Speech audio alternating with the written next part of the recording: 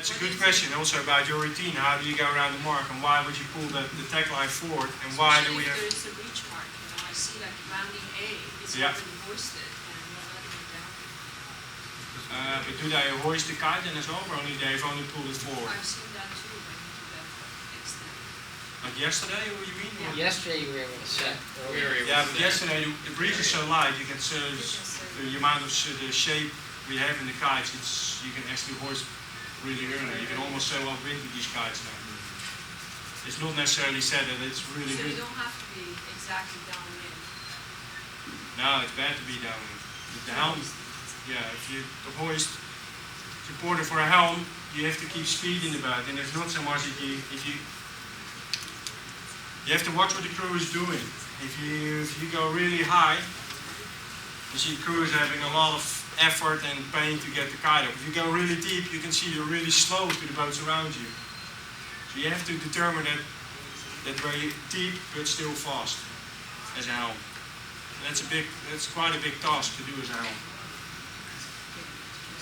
What we're talking about yesterday, the breeze is so light, the crew has to have, it's going to take a lot of effort to get the kite up because we can't crank off because we're still facing that mark, but he needs to make it happen. And then you can sheet in and the boat actually starts to accelerate. Why do we choose for a two-line system? Is that like in the sniffer bag, if we pull the tag forward, that's where we start with, the tag forward, doesn't peel the whole kite out, you still have control over it, but the biggest chunk of kite is already forward in the mouth of the sniffer. So when you start to hoist, it's only one or two hard pulls and then it goes light and you can do like quick hoists. So there's no drag if it's out a bit earlier? Of course there's a little bit of drag and if it starts flapping, but it doesn't hurt you that much. And the later you can do it and still finish all your jobs in time is perfect. So that's the goal for the crew, to play with the timing. And if you're, let's say you come at the gate, crews have the tendency to take the kite down too late. And then like they're still finding the kite and sometimes it's flapping, you're not focused on sailing upwind and have everything ready. But you also see like, if the crew is way too early, if you're like counting to the mark and you're sitting there for like, still about 15 seconds to, so that's your game, You need to play like, okay, can I manage this? How heated is it? Is it really necessary to take the kite down late or can I start a little bit early and reduce risk? Because if you take it down late, it means that if you have a mistake, which could be like a nut in the kite sheet or in the halyard, you don't have time anymore. It needs to come down at that moment or you can't come up. And anything you sail past the gate is straight losing. That's a bit of a trade-off as a crew. What do you do? But that's your job. Most of the time you get a helm telling you from behind, like, oh, do this, do that, do this, but you're that part of the boat. It's your decision. And if you can do it as late as possible and you get everything organized, it's better.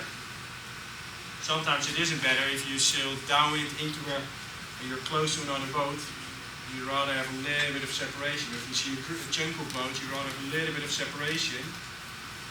Because then if they go around the mark all together, you can be the one following the most inside boat, the rest on the outside, and you straight away gain a few boats there. But for the hoist, also for the drop, it's important as a helm, don't go fully downwind. You ruin your crew. And why is that? Because as soon as the crews start to take the kite down, crew is ready. You first start with getting the retriever line in. With the retriever line almost tight. Then you let go of the sheet. You pop the spinnaker halyard and try to pop the halyard always from that block which goes over the trampoline. Never with your hand at the cleat. You will get your hand stuck and it's not fast. Your other hand is ready at the bottom and as soon as you uncleat, you do one pull and one pull. Those are light. It doesn't cost much effort, but it's helping to collapse the kite. And as soon as you did these two, the kite is in control. And you can already say done to the helm. The helm can steer any direction you want. You can go upwind even when the kite is still flapping there. It doesn't go anywhere. You can still pull it into the snuffer bag. Most helms were way too long, and we look at the crew like just the very last bit of the kite into the snuffer bag, and I was, oh yeah, Mark.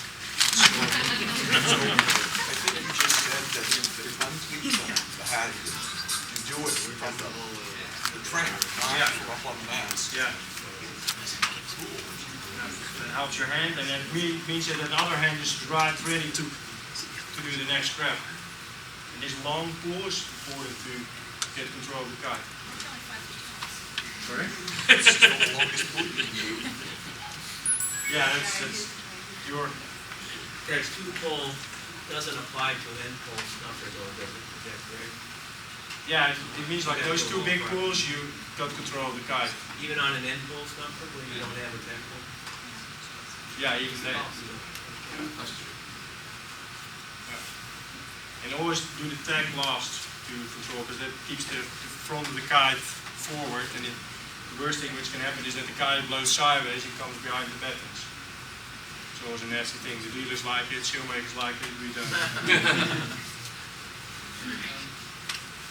Before taking the kite down, you want to have all your other things done. So the boards are in, maybe your mast rotation is set already to the next setting. You try to take the kite down as last, because that's the 21 square meters, which is very nice to have up there.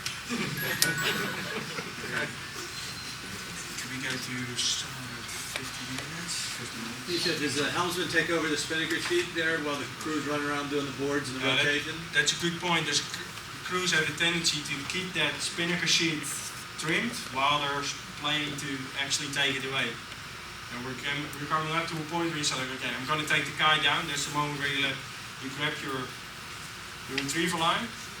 That's where you let go of the sheet and you start pulling it and boom, and you keep going. That's the routine. So you're trimmed, setting the kite. We're prepping. So you prep the retriever line till it's almost somewhat tight, but you got control of the first part. You take the slack out, you let go of the sheet, take the rest of the slack out, uncleat, and you keep going. The crew didn't give it to the skipper? No. Got the boards and all that stuff, so. With the boards, you can do it, but most of the time it's pretty easy for the. Shouldn't disturb those skippers too much. The important is if the kite's gonna go down, it means like you have the possibility to ease the main sheet again, so that because the boat starts to lean on the main now. Then you take the kite down, so the speed's going down, so you open the main, which gives you the opportunity to round the mark. And then I know it's really easy, and I make the same mistake, to trim the main sheet in early, because then it doesn't have that much pressure, and it's really easy to pull. So that's why we get slow around marks, because we have the main sheet trimmed too tight, and it doesn't give the boat acceleration. So if you can trim right behind it, it actually accelerates the boat around the mark. So is it Yeah. pulling the main sheet in as you go around? Yeah, you have to do something. Oh.